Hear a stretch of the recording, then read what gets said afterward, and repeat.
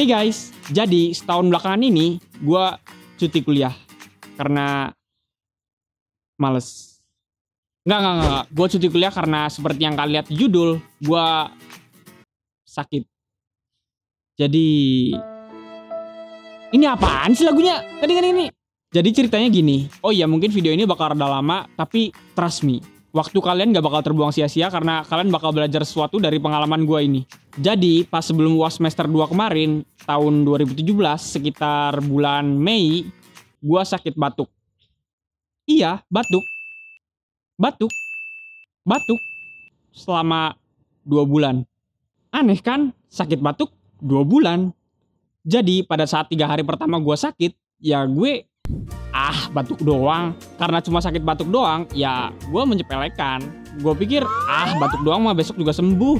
Akhirnya setelah seminggu lebih, batuk gue kok belum sembuh-sembuh juga. Gue bingung dong. Akhirnya gue telepon ibu gue untuk nanyain obat batuk apa yang harus gue beli.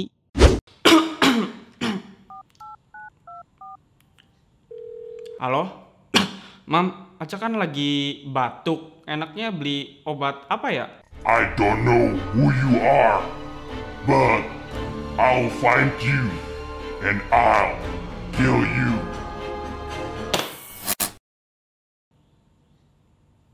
Ya, nggak gitu juga sih. Yang bener gini. I know who you are. I'll find you and I'll Cure you. Ya, nggak gitu juga sih. Akhirnya gue beli obat seperti yang disarankan ibu gue. Dan setelah minum obat, seminggu, 2 minggu, sakit gue belum sembuh-sembuh juga. Singkat cerita, akhirnya sakit ini pun berlanjut sampai liburan semester 2 pun tiba. Kalau liburan kan gue pulang kampung ke Cirebon. By the way, gue kuliah di Unpad, di Jatinangor, itu di Bandung. Ya, di pinggirannya sih. Tapi, oke, itu bukan Bandung. Akhirnya di Cirebon gue ke dokter, ke klinik dokter umum. Sama dokternya gue dikasih obat. Dan setelah seminggu minum obat, penyakit gue belum sembuh-sembuh juga, masih batuk-batuk terus. Akhirnya gue ke dokter itu lagi dong, dan dikasih obat yang berbeda. Dan juga dikasih surat ronsen. Kalau misalkan penyakit gue belum sembuh juga, ya gue disuruh di ronsen. Dan ya setelah seminggu kemudian, penyakit gue belum sembuh-sembuh juga. Akhirnya gue pun di ronsen dan surat hasil ronsenannya gue bawa ke dokter itu lagi. Dan ternyata hasil ronsenannya menyatakan bahwa jeng dong. Gue terkena penyakit TB, tuberkulosis. Kalian tahu apa yang gila? Sebelum gue ambil surat hasil ronsenan dan ke dokter, gue kan nonton TV. Dan pas banget dong, di TV lagi ada iklan layanan masyarakat tentang penyakit TB yang ternyata dapat menyebabkan kematian. Like, what? Dan itu kayak baru keluar gitu loh iklannya. Dan setelah itu, kalian tahu apa? Banyak iklan-iklan TB yang bermunculan di TV. Kenapa setelah gue kena baru banyak iklan-iklan gituan? Kenapa nggak sebelum gue kena gitu? Akhirnya setelah menerima hasil ronsen, gue shock dan stres. Kok bisa gitu? Gimana nih masa depan gue anjir? Pusing. Setelah 3 hari kemudian, gue dibawa ibu gue ke klinik dokter paru. Dokter parunya bilang kalau penyakit gue ini disebabkan oleh kebiasaan sehari-hari gue yang gak bener dan gak sehat.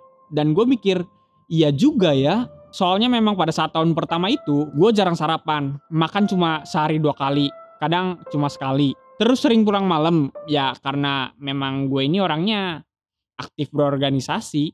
Udah gitu kan udara di Bandung, Jatinangor kan lembab. Jadi make sense lah. Terus gue pulang pergi kan naik motor. Kadang-kadang pergi dari Jatinangor ke Bandung naik motor. Udah daerah Jatinangor itu banyak truk-truk yang asapnya sampai item-item gitu loh. Ya pokoknya gak sehat lah. Sialnya gue, daya tahan tubuh gue ini lagi lemah ketika virus ini menyerang tubuh gue. Jadi ya si virus ini masuk aja ke tubuh gue tanpa ketok-ketok dulu. Jadi ya bener-bener pas sebelum gue sakit itu berat gue 65 kg. Dan setelah gue sakit berat gue cuma 55 kg. Jadi turun 10 kilo. Nih foto gue pas turun 10 kilo. Bedain sama sekarang. Jauh kan? Jadi buat kalian yang mau diet, ayo kita sakit. Jangan. Sakit tuh gak enak. Trust me. Itu naik tangga sedikit aja nih, udah ngos-ngosan. Terus ya mau ngapain aja tuh males rasanya. Karena memang ya gampang capek. Jalan dikit sesek. Susah tidur. Karena batuk dan sesek. Pokoknya gak enak deh. Oh ya sebelumnya gue kasih tahu nih, kalau gue itu bukan perokok. Dan setelah dilihat hasil ronsenannya, ya bener aja, ternyata paru-paru gue yang sebelah kanan nih, yang tadinya segini, jadi tinggal seperempat, segini, menciut gitu. Yang 3/4-nya ini cuma rongga doang, yang isinya cairan, kotoran, dan udara yang harus dikeluarkan supaya paru-paru gue bisa ngembang lagi.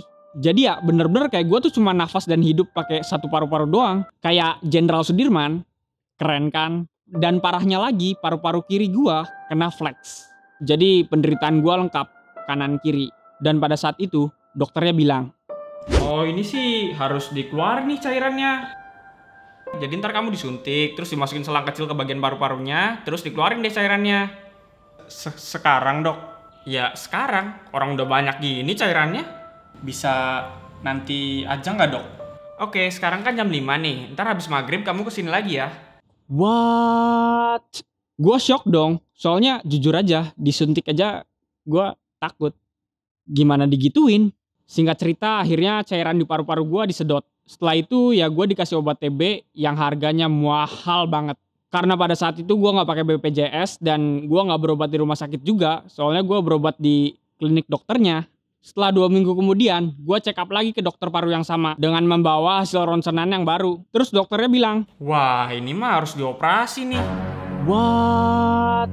Pada saat itu gue langsung lemes dong. Gila aja loh, disuntik aja gue takut. Gimana dioperasi? Akhirnya si dokter ngomong, "Ini cuma operasi kecil kok, jadi gak apa-apa."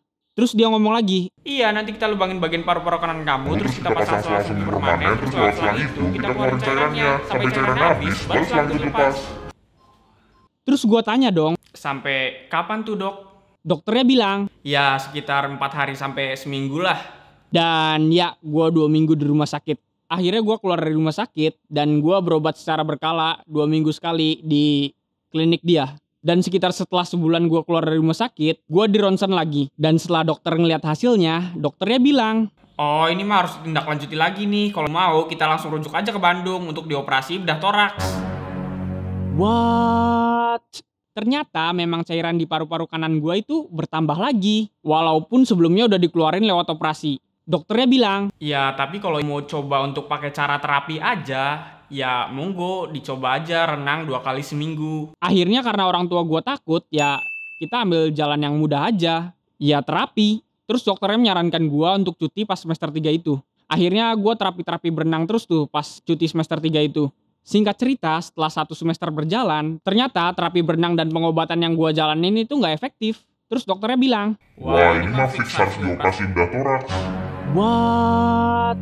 Akhirnya semester 4 pun gue cuti juga. Karena memang dokter bedah toraks itu nggak banyak, jadi kita harus booking dulu di rumah sakit dan janjian sama dokternya operasinya bakalan kapan, tanggal berapa. Buat kalian yang nggak tahu bedah toraks itu apa, jadi ya bagian dada gue yang sebelah sini nih dirobek sampai belakang, dari sini sampai belakang, terus dikeluarin deh kotoran yang ada di rongga paru-paru itu, cairan, udara, dan kotoran-kotoran lainnya. Supaya si rongganya itu bersih dan dengan harapan paru-paru gue bisa ngembang lagi seperti semula. Tadi kan menciut sampai tinggal seperempat nih.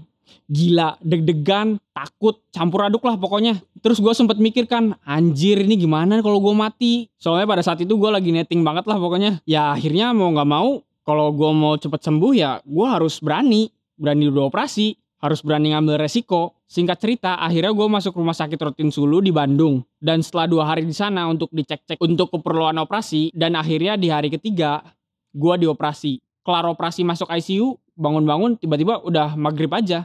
Kayak pas bangun tuh, anjir pengen ngomong aja tuh gak bisa gitu. Kayak lagi ngobat gitulah. Terus gue lihat kan di tangan, di kaki, itu isinya selang infus semua.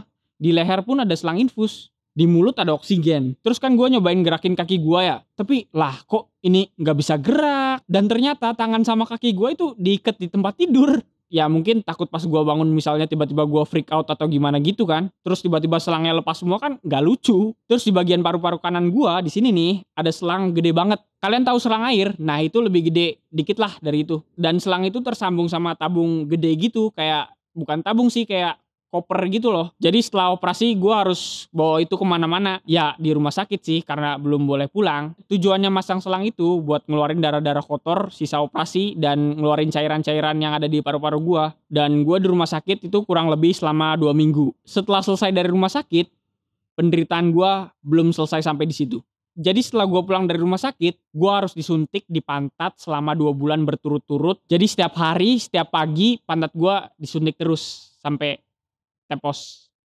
Tapi ya alhamdulillah sekarang ini keadaan gue udah membaik, berat badan gue udah naik, paru-paru gue udah balik lagi sekitar 80-90%. Sekarang tinggal masa-masa pengobatan aja sih. Jadi moral of the story dari video ini adalah jangan sekali-kalinya kalian meremehin penyakit dan makan. Makan itu penting. Sesibuk-sibuknya kalian, sekere-kerenya kalian, semiskin-miskinnya kalian harus sempetin makan. Karena jujur gue sendiri nih, males makan ya gara-gara nanggung ngerjain tugas dikit lagi, males keluar ntar aja deh. Dan akhirnya malah kelupaan dan gak makan. Berorganisasi memang penting, tapi kalian harus tahu waktu dan tahu caranya nge-manage waktu. Karena jujur aja waktu tahun pertama kemarin, gue tuh gak bisa manage waktu. Kayak semua kepanitiaan dan organisasi, gue ikutin aja gitu. Ya namanya maba lah, pengen sosokan aktif gitu. Jadi ada yang nawarin kepanitiaan, ya udahlah ikutlah. Dan di jurusan gue, by the way jurusan gue itu teknik elektro, praktikumnya banyak, laporannya banyak. Jadi ya gue keteteran banget. Belum lagi waktu itu gue kerja sampingan jadi editor video orang gitu. Sebenarnya cerita ini berkelanjutan dengan cerita berikutnya yang sedikit drama dan berlika-liku. So, kalau kalian mau tahu cerita berikutnya, komen di bawah dan subscribe biar kalau gue ngeluarin video baru kalian tahu. Dan yang paling penting, di-share. Karena pengalaman ini adalah pengalaman yang tidak ingin kalian rasakan dan gue pun gak pengen ngerasainnya. Cuma udah terjadi, ya gimana. Jadi share ke teman-teman kalian. Siapa tahu dengan share video ini kalian bisa berubah pola hidup teman-teman kalian yang urak-urakan menjadi lebih baik. Ya kalian dapat pahala juga kan. Oh ya perlu gue tekankan sekali lagi, gue bukan perokok. Jadi buat kalian yang perokok, ya hati-hati aja. Gue aja yang bukan perokok kena penyakit paru-paru.